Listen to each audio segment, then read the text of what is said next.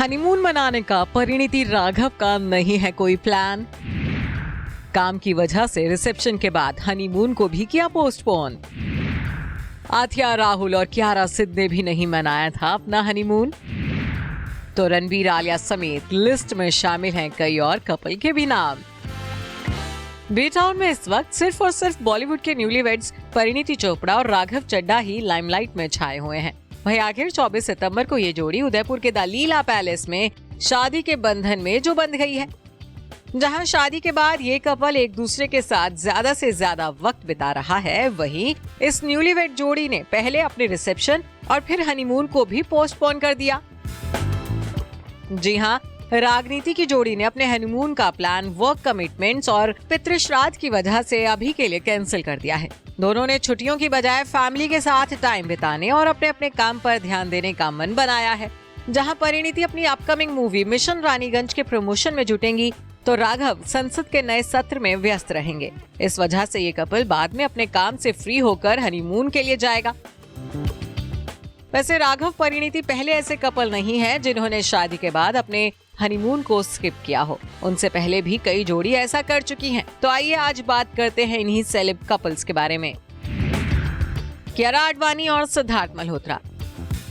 सबसे पहले बात करते हैं बॉलीवुड के शेरशाह कपल कियारा आडवाणी और सिद्धार्थ मल्होत्रा के बारे में। जैसलमेर के सूर्यगढ़ पैलेस में कियारा सिद्ध ने शादी की थी। वहीं शादी के बाद ये कपल अपने हनीमून पर नहीं गया था। उस वक्त ये दोनों ही अपने अपने काम में बिजी हो गए थे, जिसके चलते शादी के करीबन 1.5 महीने बाद कियारा और सिद्ध की जोड़ी अपने हनीमून पर गई थी। अथिया शेट्टी और केएल राहुल।